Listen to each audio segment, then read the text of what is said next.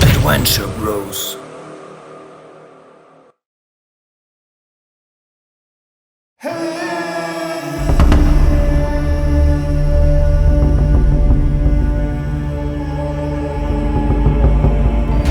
Noch die letzten Meter, Marvin.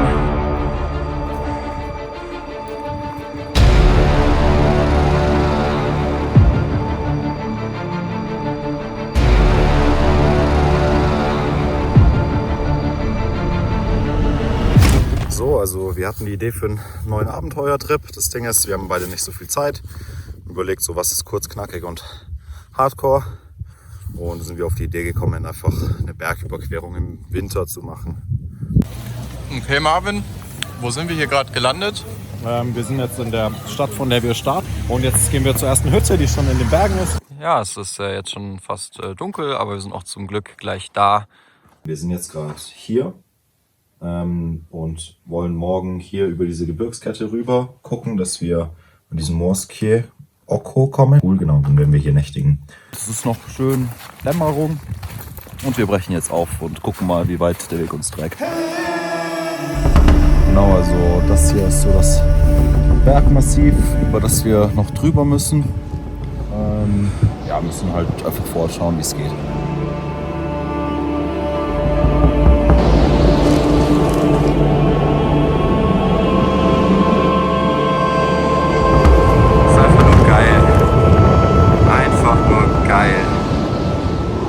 Emil, was treibst du so? Ich ziehe mir eine Merino-Unterhose an, weil es wirklich arschkalt, vor allem wenn der Wind rauskommt.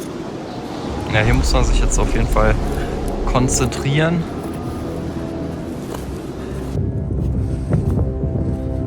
Wir sind jetzt fast auf der Spitze. Hier ist gerade windstill, deswegen filme ich kurz. Ist eigentlich ein relativ angenehmer Aufstieg gewesen. Mit den Spikes geht es viel besser als gedacht. Erste Mal in meinem Leben, dass ich das ausprobiere. Und ich würde sagen, es ist echt vom Feeling fast sicherer als im Sommer. Man merkt so richtig, wie sich der Fuß am Schnee festsaugt oder da so richtig reinspießt mit den Spikes. Echt eine geile Sache.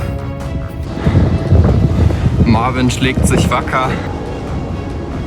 Angekommen oben auf der Spitze, die Sonne scheint, es ist nicht mal windig, Marvin ist auch irgendwo und ja, es ist wunderschön, wunderschön. So, hier sieht man jetzt auch mal ganz schön das Gebirge da vorne. Ich glaube, das ist der höchste Berg in Polen und genau, wir wollen jetzt dann da irgendwie in das Tal und zu so einem See laufen, dann auch zu einer anderen Unterkunft. Und wir sind jetzt gerade auf Wegsuche. Das ist hier alles ja, auch ein bisschen zugeschneit. Wir hoffen jetzt, dass wir hier links um den Hang herumkommen und dann da irgendwie runter zum See und in das Tal können. Zum Glück sind hier Spuren, wie man sehen kann. Da sind auch Ketten, genau. Da ist dann der Weg. Ist hier zum Glück alles prima ausgebaut. Und man kann sich echt gut zurechtfinden. Das ist der Weg, von dem ich gerade gesprochen habe. Und der ist ein bisschen vereist, aber alles easy machbar. Easy. Jetzt hat der Wind kurz aufgehört. Okay, wir begeben uns jetzt langsam auch in immer ungewisseres Terrain. Deswegen haben wir auch einen straffen Zeitplan. Damit wir dann irgendwann auch bei einer Hütte ankommen. Wir haben da auch gesehen auf der Karte, dass es da eine Hütte geben soll. Und wir haben aber keine Ahnung, wie lange es dauern wird bis dahin. Marvin, das musst du bitte nochmal sagen. Das hatten wir nicht auf Video. Das war gerade. Das ist wirklich schon eine der härtesten Sachen. Schau mal, Alter! Das ist schon eine der härtesten Sachen, die ich je gemacht habe. Ja. Der Berg sagt schon ordentlich Hallo zu mir. Ja, das ist doch schön. Ja, es kitzelt schon ein bisschen, der Abstieg hier. Ja, es geht halt auch steil runter. Also man muss wirklich aufpassen. Ein falscher Schritt und Könnte böse enden. Ich muss mich richtig konzentrieren, dass ich ruhig bleibe. Ich muss immer so mich konzentrieren, nur auf meine Schritte zu achten und sonst irgendwie nichts.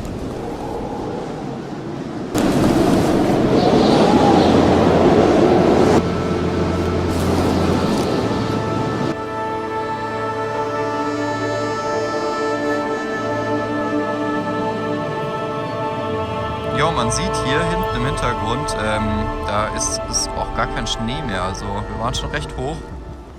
Genau, also was wir heute gemacht haben, wir sind hier gestartet, sind dann hier den Berg hoch bis an Kamm. Dann sind wir den Kamm entlang, hier auch kurz auf die Bergspitze, also Emil ich nicht.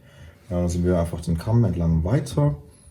Hier wurde es mir dann zu krass, also haben wir die Möglichkeit genutzt, runter ins Tal zu gehen, hier ein bisschen lang zu wandern, zu einer Hütte. Da wollten wir dann den schnelleren Weg einfach hier lang nehmen. Da war irgendwie so ein Absperrband und Ausrufezeichen. Wir wussten nicht genau, was das soll. Also sind wir halt drüber geklettert und haben auch den schnelleren Weg genommen. Und jetzt sind wir hier. Ich habe eine kleine Blase hier mir gelaufen, weil ich habe neue Schuhe gekauft und heute direkt mit einer 7 Stunden Wanderung halt eingelaufen, wie man es so macht. Und tut natürlich, ja, ist schon so unangenehm irgendwie an den Füßen, vorne, hinten, links, rechts, so überall. Und morgen ist nochmal ein ganzer Tag Wandern vor uns. Also ja. So Marvin, Tag 2. Ja. Und hinter uns sieht man schon das Bergmassiv. Auf den Rüsi, den höchsten Berg Polens. Da wollen wir raufsteigen. Aber wie geht's denn klar mit deinen Blasen heute? Ja, ich denke, die ziehen uns da schon einen Strich durch die Rechnung, weil ich spüre die schon recht intensiv. Deswegen würde ich tatsächlich eine Planänderung vornehmen und vielleicht ein bisschen entspannteren Weg zurücknehmen. Gut, dann machen wir heute ganz tiefenentspannt.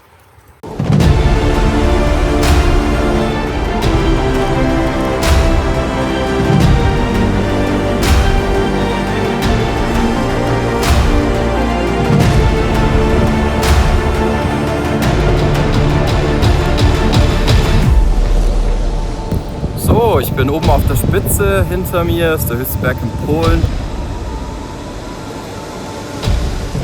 Dass ich sie gefragt habe, was ihr Eispickel hier bringt. Dann hat sie so ein bisschen überlegen müssen und dann zu sagen, eigentlich gar nichts. So ein Eispickel sieht einfach nur cool aus. So diese Ketten hier sind 100-mal nützlicher. Aber was würde ich jetzt mit einem Pickel machen wollen, Alter?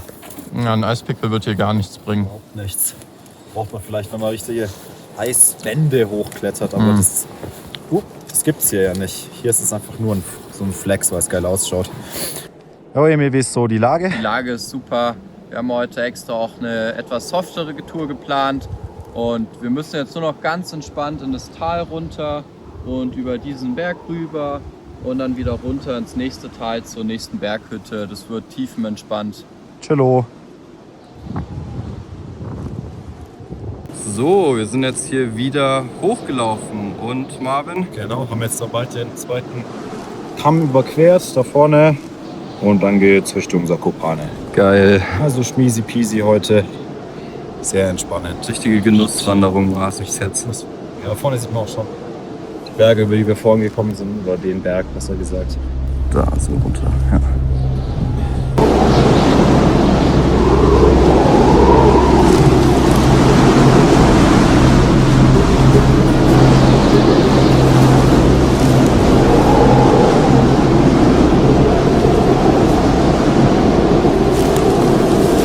Gerade runtergekommen vom zweiten Bergkamm, von so einem See rausgekommen.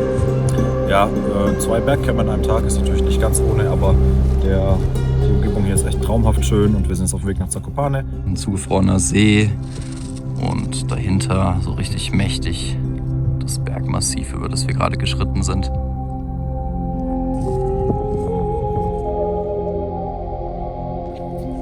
So, es ist jetzt dunkel. Wir sind noch nicht in Zakopane angekommen, sind jetzt aber auf so einer Forststraße, also orientierungstechnisch haben wir keine Probleme. Der Boden ist ein bisschen vereist, deswegen müssen wir aufpassen.